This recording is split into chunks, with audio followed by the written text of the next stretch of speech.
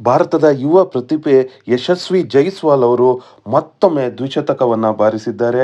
ಯಶಸ್ವಿ ಜೈಸ್ವಾಲ್ ಅವರು ಈ ಹಿಂದೆ ಇಂಗ್ಲೆಂಡ್ ವಿರುದ್ಧದ ಎರಡನೇ ಟೆಸ್ಟ್ ಪಂದ್ಯದಲ್ಲೂ ಕೂಡ 209 ರನ್ಗಳನ್ನು ಗಳಿಸಿದ್ದರು.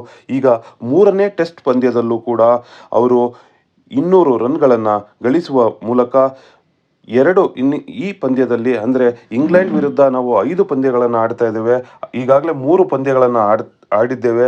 ಅದರಲ್ಲಿ 3 ಪಂದ್ಯಗಳಲ್ಲಿ 2 ದ್ವಿಶತಕವನ್ನು ಬಾರಿಸಿ ಯಶಸ್ವಿ ಜೈಸ್ವಾಲ್ ಅವರು ಉತ್ತಮ ಸಾಧನೆಯನ್ನು ಮಾಡಿದ್ದಾರೆ.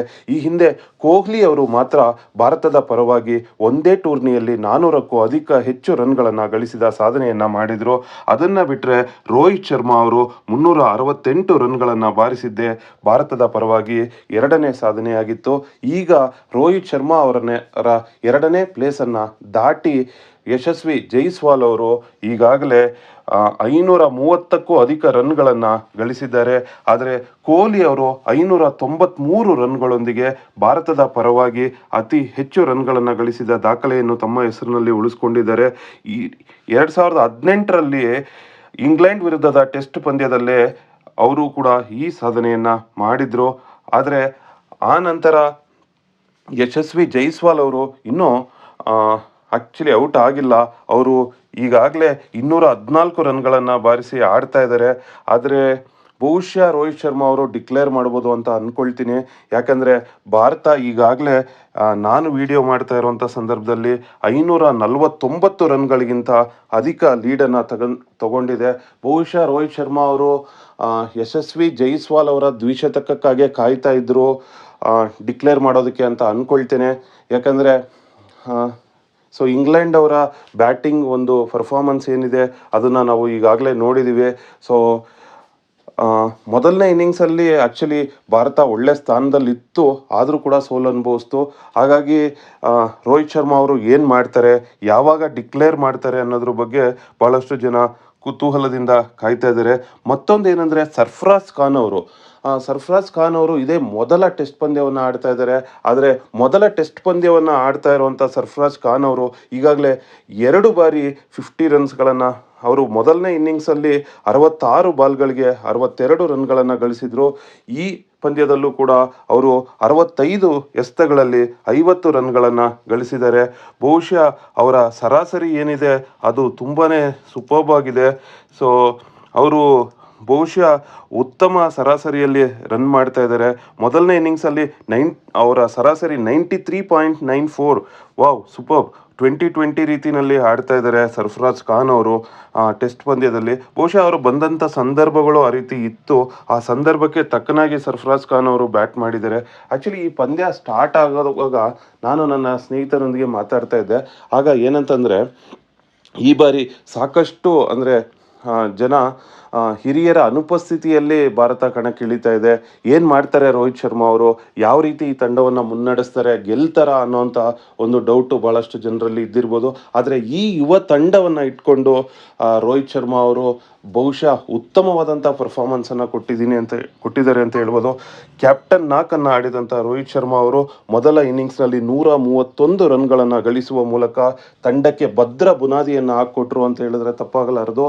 ರೋಹಿತ್ ಶರ್ಮಾ ಅವರ ಆ ಸೆಂಚುರಿ ಪರ್ಫಾರ್ಮೆನ್ಸ್ನ ನಂತರ ಇಡೀ ತಂಡ ಅತ್ಯುತ್ತಮವಾಗಿ ಆಡಿದೆ. ಈಗ ಅದರ ಒಂದು ಏನು ಇದಿದೆ ಅದರಿಂದಲೇ 550ಕ್ಕಿಂತಲೂ ಹೆಚ್ಚಿನ ಲೀಡ್ನಲ್ಲಿ ಬಂದು ನಿಂತಿದೆ ಅಂತ ಹೇಳಿದ್ರೆ ತಪ್ಪಾಗಲ್ಲ. Hats off to Rohit Sharma. ಯುವ ತಂಡವನ್ನು ಕಟ್ಕೊಂಡು ಬಹಳ ಅತ್ಯುತ್ತಮವಾದಂಥ ಒಂದು ಪರ್ಫಾರ್ಮೆನ್ಸನ್ನು ಕೊಟ್ಟಿದ್ದಾರೆ. ಹಾಗೆ ನಾವು ಮರೆಯೋ ಹಾಗಿಲ್ಲ, ರವೀಂದ್ರ ಜಡೇಜಾ ಅವರು ಕೂಡ 112 ರನ್ಗಳನ್ನು ಗಳಿಸಿದರು. ಮೊದಲನೇ ಇನ್ನಿಂಗ್ಸ್ನಲ್ಲಿ ಸೂಪರ್ಬ್ ಆಗಿ ಆಡಿದರು. ಇಡೀ ತಂಡ ಒಳ್ಳೆ ಎಫರ್ಟ್ ಆಗ್ತಾ ಇದೆ. ಆದರೆ ಇಲ್ಲಿ ಒಂದು ವಿಷಯ ಏನಂತಂದರೆ, ಅದೇ ರೀತಿ ರವಿಚಂದ್ರನ್ ಅಶ್ವಿನ್ ಅವರನ್ನು ಕೂಡ ನಾವು ಮರೆಯುವಂತಿಲ್ಲ. ಅವರು ಮೊದಲ ವಿಕೆಟ್ಗಳನ್ನು ತಗೊಂಡು 500 ವಿಕೆಟ್ಗಳನ್ನು ಕಂಪ್ಲೀಟ್ ಮಾಡಿದರು. ನಾವು ನೋಡಿದ್ವಿ. ಆದರೆ ಮೆಡಿಕಲ್ ಎಮರ್ಜೆನ್ಸಿ, ಅವರ ತಾಯಿಯವರಿಗೆ ಹುಷಾರಿಲ್ಲದೆ ಇರೋ ಕಾರಣದಿಂದ ಹೊರಗಡೆ ಹೋಗಿದ್ದಾರೆ. Really hats off to Ravichandran Ashwin. ಇಂಥ ಒಂದು ಇಂಟರ್ನ್ಯಾಷನಲ್ ಪಂದ್ಯವನ್ನು ಆಡ್ತಾ ಇರೋವಾಗ ಅವರ ಕರೇಜನ್ನು ನಾನು ನಿಜವಾಗ್ಲೂ ಮೆಚ್ತೀನಿ. ಕೇವಲ ಏನು ತಮ್ಮ ಪರ್ಫಾರ್ಮೆನ್ಸ್ ಮತ್ತು ಸಾಧನೆ ಕಡೆ ಗಮನ ಕೊಡದೆ ತಾಯಿಗಾಗಿ BCCI ಹತ್ರ ಪರ್ಮಿಷನ್ ಕೇಳಿ ಹೊರಗಡೆ ಹೋದಂಥ ರವಿಚಂದ್ರನ್ ಅಶ್ವಿನ್ ಅವರು ಹೆಡ್ಸ್ ಆಫ್. ನಾವು ಈ ಹಿಂದೆ ನೋಡಿದ್ದೀವಿ ಸಚಿನ್ ತೆಂಡೂಲ್ಕರ್ ಅವರು ತನ್ನ ತಂದೆ ರಮೇಶ್ ತೆಂಡೂಲ್ಕರ್ ಅವರು ಸತ್ತಾಗ ಟೂರ್ನಿಯಿಂದಲೇ ಹೊರಗಡೆ ಹೋಗ್ತಾರೆ. ಟೂರ್ನಿಯಿಂದ ಹೊರಗಡೆ ಹೋದಂಥ ಸಚಿನ್ ತೆಂಡೂಲ್ಕರ್ ಅವರು ಕೆಲವೇ ದಿನಗಳಲ್ಲಿ ಮತ್ತೆ ವಾಪಸ್ಸಾಗ್ತಾರೆ. ಭಾರತದ ಪರವಾಗಿ ಆಡ್ತಾರೆ. ಭಾರತದ ಪರವಾಗಿ ಆಡಿದ ಮೊದಲ ಪಂದ್ಯದಲ್ಲಿ ಸೆಂಚುರಿಯನ್ನು ಗಳಿಸ್ತಾರೆ. ಬಹುಶಃ 140 ರನ್ಗಳು ಅಂತ ಅಂದ್ಕೊಳ್ತೀನಿ.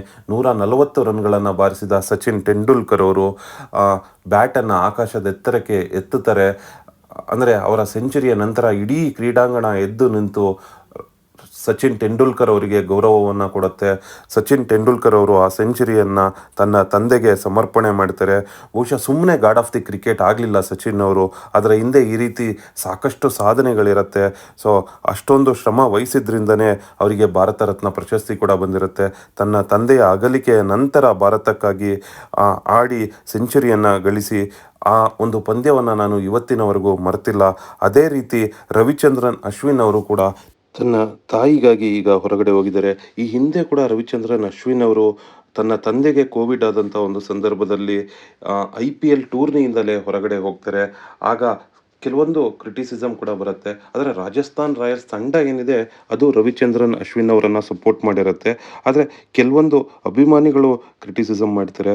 ಸೊ ಆಗ ಒಂದು ಯೂಟ್ಯೂಬ್ ಚಾನಲ್ಗೆ ಮಾತನಾಡಿದಂಥ ರವಿಚಂದ್ರನ್ ಅಶ್ವಿನ್ ಅವರು ಏನಿದ್ದಾರೆ ಅವರು ಹೇಳ್ತಾರೆ, ನನ್ನ ಕರಿಯರ್ ಇಲ್ಲೇ ನಿಂತರೂ ಕೂಡ ಪರವಾಗಿಲ್ಲ, ಆದರೆ ನನ್ನ ತಂದೆ ಇವತ್ತು ನಾನು ಏನು ಸಾಧನೆ ಮಾಡಿದ್ದೇನೆ ಅದಕ್ಕೆ ಸಂಪೂರ್ಣ ಸಹಕಾರ ನನ್ನ ತಂದೆಯವರದು. ಆ ಸಾಧನೆಗೆ ಕಾರಣ ನನ್ನ ತಂದೆಯವರು. ಹಾಗಾಗಿ ನಾನು ಇಂಥ ಒಂದು ನಿರ್ಧಾರವನ್ನು ತಗೊಂಡೆ. ಸೊ ಇಂಥ ಒಂದು ಕ್ರಿಟಿಕಲ್ ಸಿಚುಯೇಷನಲ್ಲಿ ನಾನು ಅವರ ಜೊತೆಯಲ್ಲಿ ಇರಬೇಕಾಗಿತ್ತು. ಅದಕ್ಕಾಗಿ ಈ ರೀತಿ ಒಂದು ನಿರ್ಧಾರವನ್ನು ಮಾಡಿದೆ ಅಂತ ಹೇಳ್ತಾರೆ. ನಿಜಕ್ಕೂ ಖುಷಿಯಾಗತ್ತೆ. ಬಹಳಷ್ಟು ಜನ ಅವರ ಶ್ರಮವನ್ನು ಹಾಕಿ ಈ ಮಟ್ಟಕ್ಕೆ ಬಂದಿರ್ತಾರೆ. ಅದು ಕೊಹ್ಲಿ ಅವರಿರ್ಬೋದು, ಯುವರಾಜ್ ಸಿಂಗ್ ಅವರಿರ್ಬೋದು, ತೆಂಡೂಲ್ಕರ್ ಅವರಿರ್ಬೋದು, ರೋಹಿತ್ ಶರ್ಮಾ ಇರ್ಬೋದು, ಎಲ್ಲರೂ ಕೂಡ ಅವರ ಶ್ರಮವನ್ನು ಹಾಕಿದ್ದಾರೆ. Thank you friends.